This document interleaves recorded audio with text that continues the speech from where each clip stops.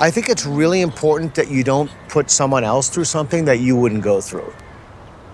You know, agree. like it would be a massive dick move for me and Reed to go around the world and do this to people and not do it yourself. Yeah, don't you think? Yeah.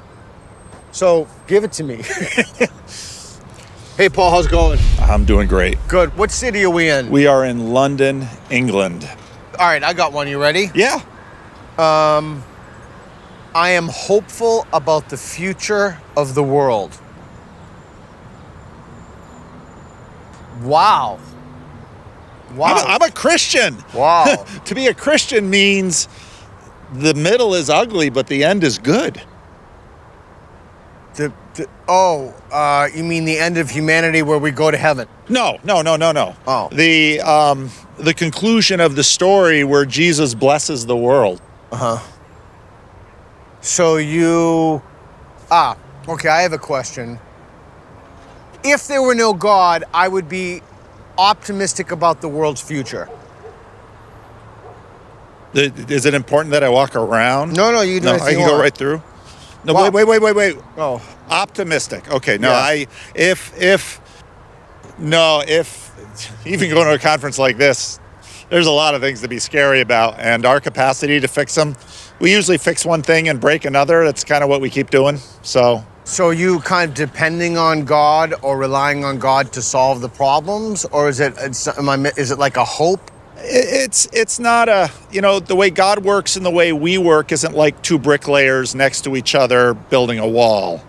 God definitely works through people and changes people and works in us. And so I've seen, let's say the transformation of humanity since the crucifixion of Jesus, I think for the most part has been positive, but that doesn't mean other huge challenges haven't emerged. I have one. It is important to have friends of different religious faiths.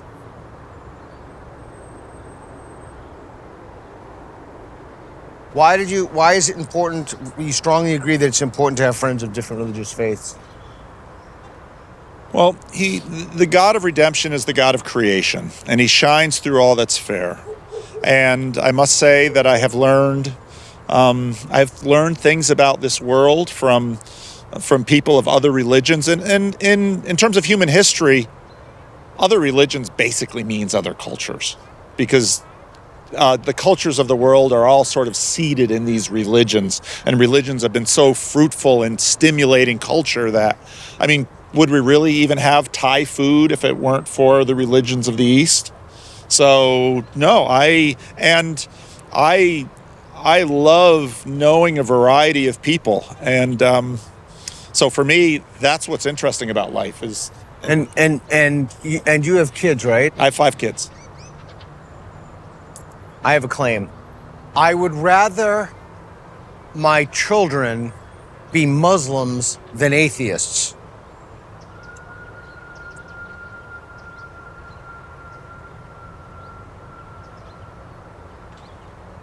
Ooh, that's a hard one. Well, that's why we're playing the game, baby.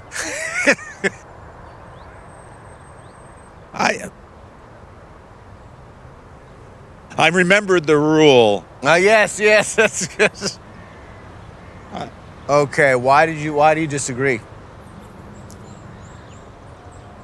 Because the kinds of atheists that are in our culture have a lot of Christianity in them.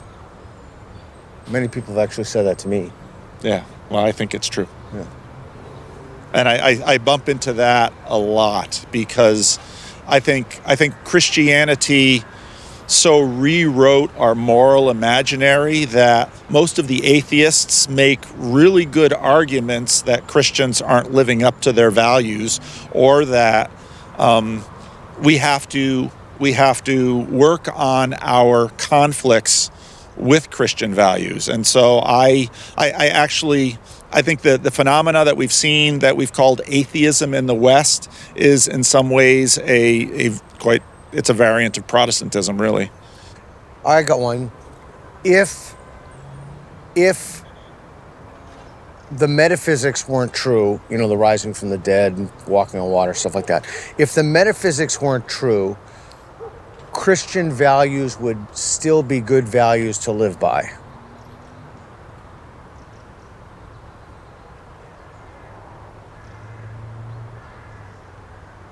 Wow. Ooh, we have something.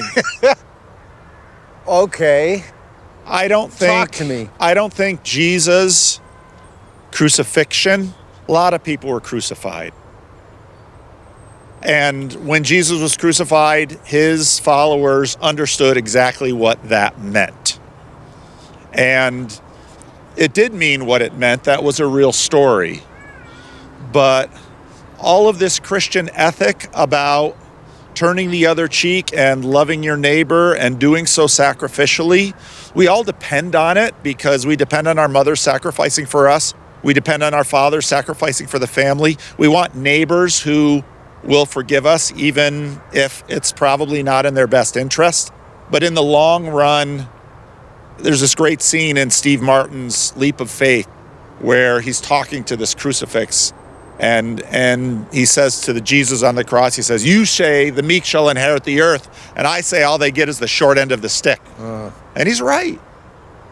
But I also believe that what is given in that sacrificial way will be rewarded, and I think that's what the crucifixion says. Because otherwise, if all I have, if my main life goal is to live from 0 to 100, getting the most fun, pleasure, happiness out of life, what's to keep me from being an asshole? I'm actually going to move to agree. When I think about, I'm actually going to move to agree because I'm kind of thinking about specifics. They just did this game with Dave Rubin. Oh, I want to watch that one. People, here's my next claim. You can ask me, you want to ask me a claim? No, keep going. If one appears to me, I'll certainly ask it. Okay. It is possible for an atheist to be a good person. Oh, thank you. Thank you. Complete with a hug. Thank you. I know many atheists who outshine Christians in morality and moral performance. That's an easy one. It is impossible for a Christian to be a good person. It is impossible for a Christian. Kind of a weird phrasing. I know. Weird phrasing. I know lots of, good people, the way we use that phrase, that's sort of, better than the norm, but how on earth can we judge people? It's difficult, but yeah, Christians are regularly good people.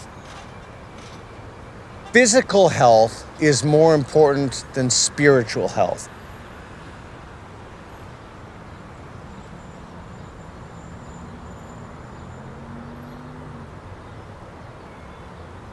Yeah, why do you disagree?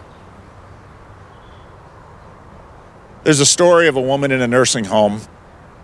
It's a shitty nursing home, the kind she gets on Medicare.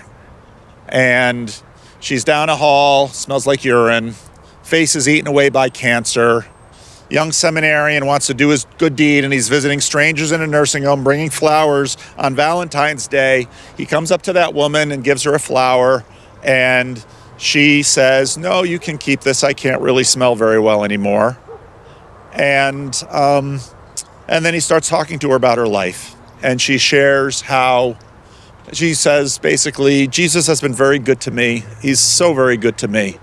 And he looks at this woman like, how on earth can you say Jesus has been good to you? And she talks about her life, and it's not an especially extraordinary life. There's a lot of hardship and loss. Her children aren't there on that holiday either, but she lived through what most of us would very reasonably assume to be something that should be ended with euthanasia, but she counted every day more blessed than the one before. And when you see that, you begin to recognize that part of why religion, and in particular for me, a Christian minister, is ubiquitous, is that it's our spiritual lives that help us endure horrible suffering in this world. Okay, I have a claim. Don't tell me the name of your child or who you're thinking of. Think of one of your children. Okay. I want to make sure I get the wording right because it's a very sensitive question.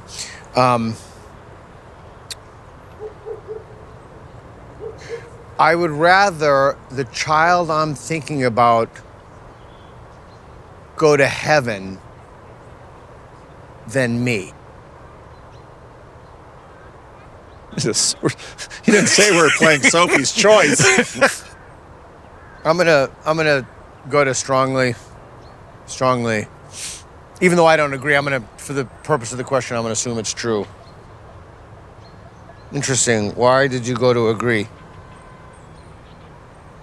Well, it's obvious I want the salvation of my children. Right. It's not exactly always obvious what salvation entails. C.S. Lewis wrote a little book, The Great Divorce, in which he says, it's quite possible that the door to hell is locked from the inside. And if we spend all of our life telling God, I want my way, then the last place you would ever want to be is a place where everyone is simply enjoying God and his way. And so some readings of hell are that it is a mercy for those who have chosen to opt out of the creator of the universe and all of his goodness. Yeah, I have another one. How old are your kids again? What's the range? Oldest is 32, youngest is 23. I have 5 of them. If my child came out as gay, I would no longer love them. How am I going to not love my children? Yeah. My children have all sorts of complexities in their lives, and I love them still. Yeah, I have 2 kids and they're both gay. Did you know that? No. 2 for 2. Really? Yeah, one adopted, she's gay, and my son's gay. I have 2 for 2. All right, I've been asking you questions. What do you got? Do you have any for me? You don't have to ask. No. To you. You've primed the pump. The divorce of the house of atheism has made me rethink my worldview.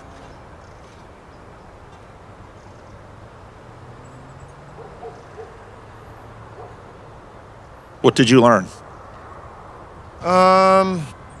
I'm still evolving that learning, so I can't say definitively. I've learned that doing away with one superstition, or what I view as not something that's not true, does not make one more rational, does not make one more kind. In fact, in many cases, it actually makes one less kind. It could make one less compassionate. I've learned that I've been thinking a lot about this idea of a substitution hypothesis. Yeah. About whether or not belief is the default state. And as when I asked Dawkins, and I've asked Shermer and a bunch of my friends about this. Yeah. As religion, organized traditional religion decreased, does something else have to replace that? Yeah. So it's caused me to think about that.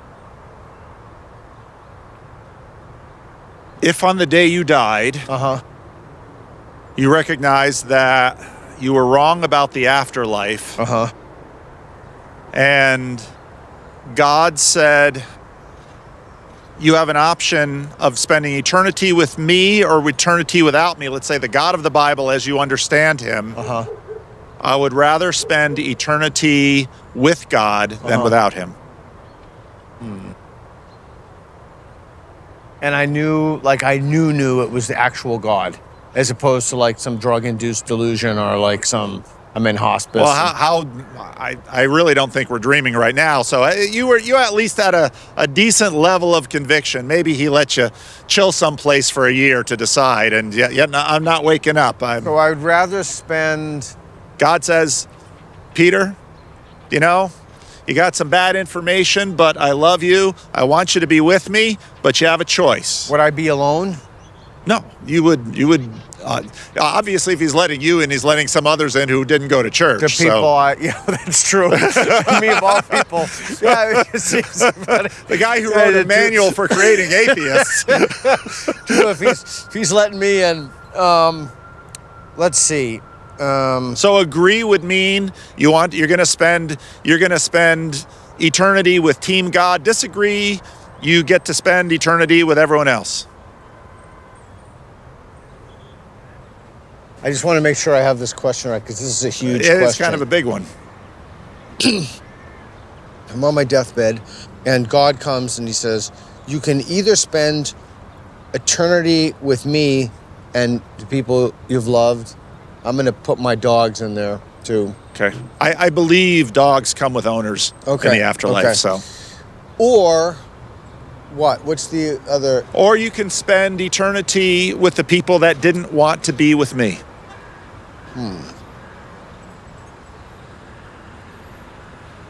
The problem with the question is, how do you know who went where? No. My problem with the question, it's your question, so, but I'd say the question would be easier for me to solve or answer to go to a mat is if you said, you can either spend eternity with me, your dogs you've loved, and the people you've loved, or you'll be confined to nothingness for eternity. Ooh. That would be an easier question for you to answer. Would you choose nothingness?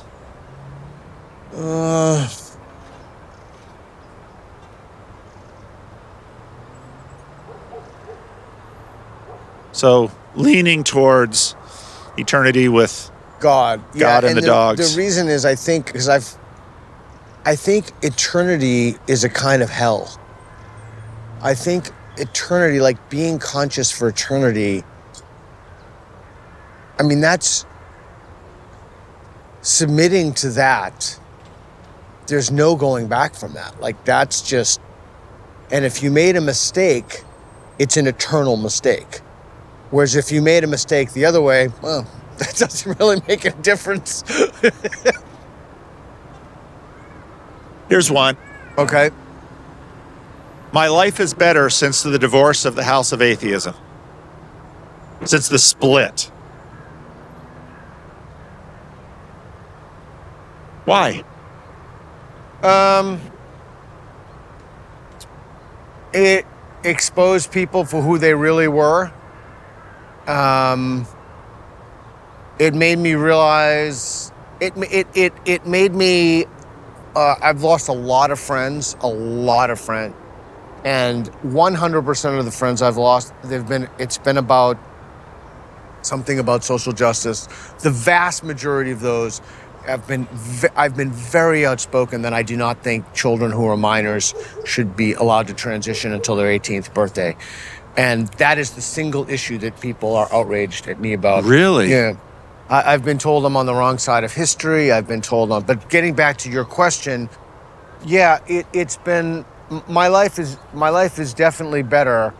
There are some incredibly nasty, angry, toxic people that I've been able to disentangle myself with entirely.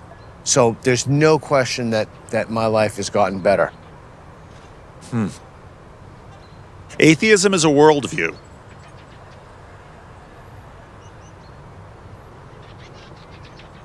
Okay, so if you had asked me that 10 years ago, I would have been on the strongly disagree. I've been moving, so don't read too much into my answers. If you had asked me that 10 years ago, I'd have been on strongly disagree. But now I'll stand on. I'm very close to going to strongly disagree. Very close. In the same way that not collecting stamps is a world. But there are it does seem to be the case that among atheists, they do have a worldview, or they do have sets of propositions that they believe, but the propositions that they believe aren't necessarily caused by atheism. They could be other causal factors like, social factors or interpersonal factors or psychological predispositions that kind of dispose people to believe in certain things. But I don't think it's a worldview, but I think people who don't believe more often than not, do participate in a worldview. In a world without pain, there wouldn't be atheism.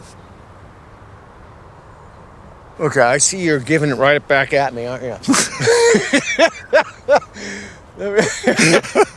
Okay, I need a minute to think about this. In a world without, so if there's no pain, there'd be no atheism. Does it follow then that because there's pain, there's atheism? Or does it only work one way? I don't know. The reason what prompted the question is that I know, of course, having grown up and lived within Christian communities and working within communities, I know that often people turn to pain, or people turn to atheism when there's pain, especially if they're in a religious worldview. That might help you out with figuring this out. You know, Ayan Hershey Ali, she was in the panel. She mentioned the fact growing up in an Islamic world and looking at the traditions with respect to women, and that can't be, you know, it's an interesting move because in a sense, you know, that can't be, in one way it's saying I can't embrace that religion. In another way it's saying that can't be the way that this world is, what this world is made for. Okay. So if there were no pain in the world, I'm going to say neutral, because it's a profound question. I'd really need to think about it before I could walk to a mat. So I'm going to say neutral, but not because I'm neutral, because I need to think about it more honestly and openly first. Okay. I would be happier if I believed in a loving, saving God. Does that also entail that I believe that it's true? Yeah, that's... In other words, you would be convinced. All right, and I would be happier? Yes. And is that like entailed with, I think, going to heaven is a good thing, and... Well, I'm not filling in too much there. Okay. Loving, saving, those are kind of the two aspects. Okay. Both that this is a good God, and He loves you, and He rescues you from the things you need. I think we all have things we need rescuing from. I know I certainly do, but I would be happier if I believed in a loving, saving God.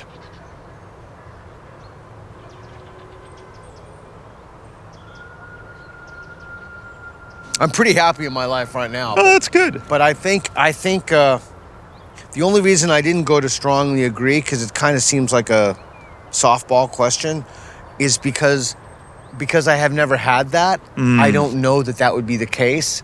So I've only gone from testimonies of people like Dan Barker and other people with whom I've had very intimate, honest, open conversations, and they've told me that they've been happier. Yeah.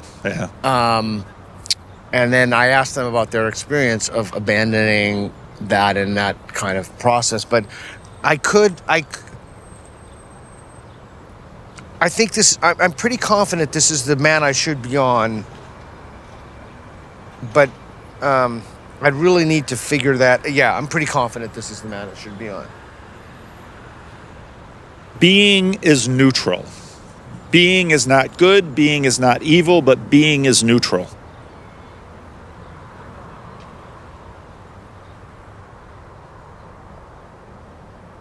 If by being you mean like beings or being in the world? Being. I mean, it's almost Heideggerian.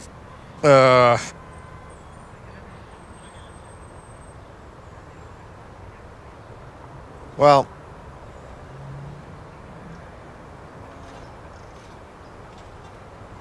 so being is good.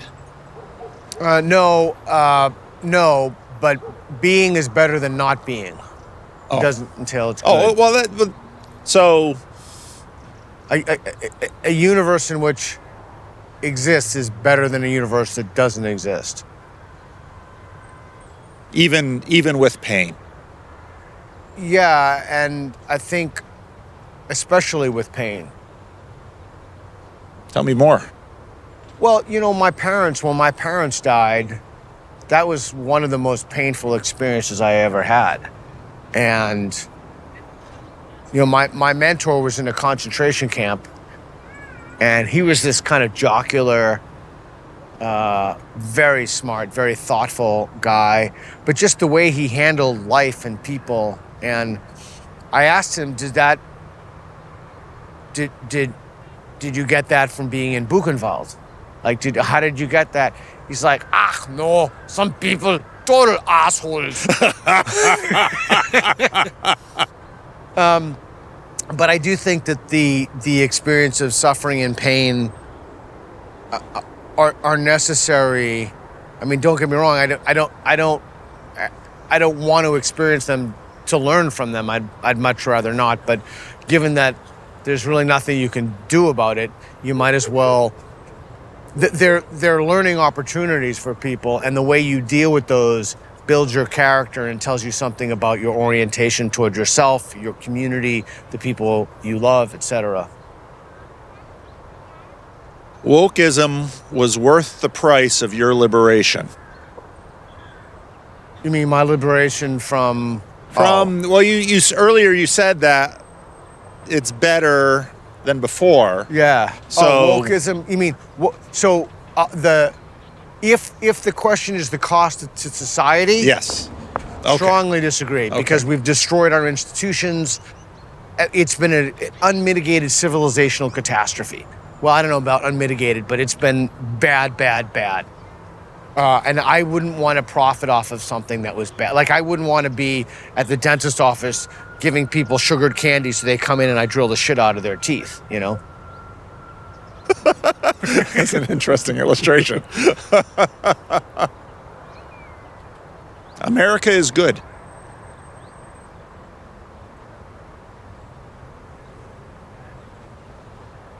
Now, if you said to me, I think America is good. I think America has its problems. I think America has not done some things historically. He's a bastard, but at least he's our bastard. I think that we've not behaved as we should for the rest of the world. We've lost something fundamental. We've lost a kind of promise of America. We've lost a statue of liberty ideal. But I think fundamentally America, with all of its faults and problems, I think America fundamentally is a good country. I agree. I'm right there with you. Christianity has been a net positive for the history of the world to this point.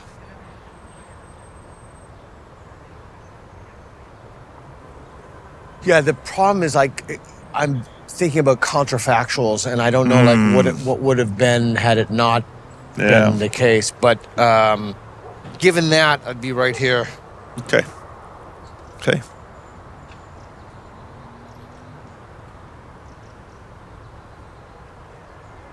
Wow.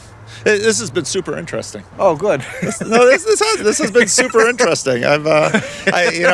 Great questions, super thoughtful questions. I appreciate it. Well, I've followed your story, and it's interesting to me, and people are interesting to me. So, I think your story is particularly interesting.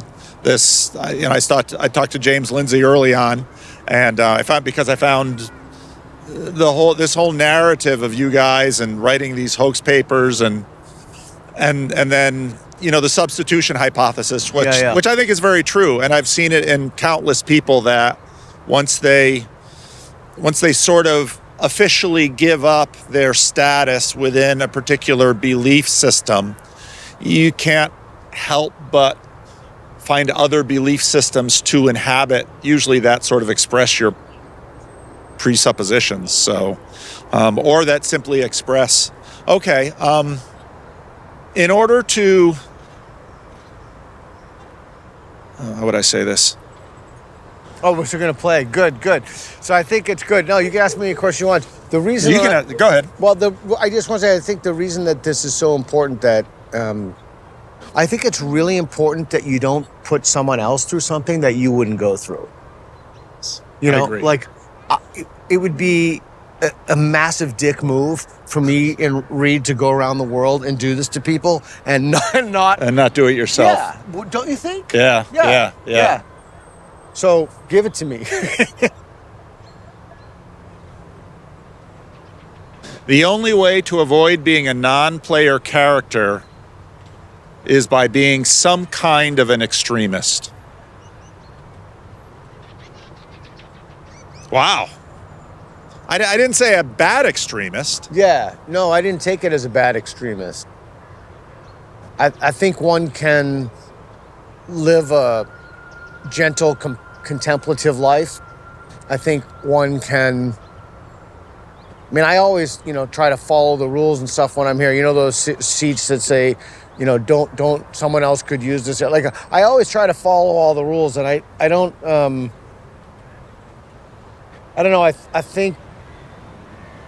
I think maybe we've historically misprioritized some of our values in terms of, I was just at the Battle of Ideas about, nonconformity and dissent, and I don't know.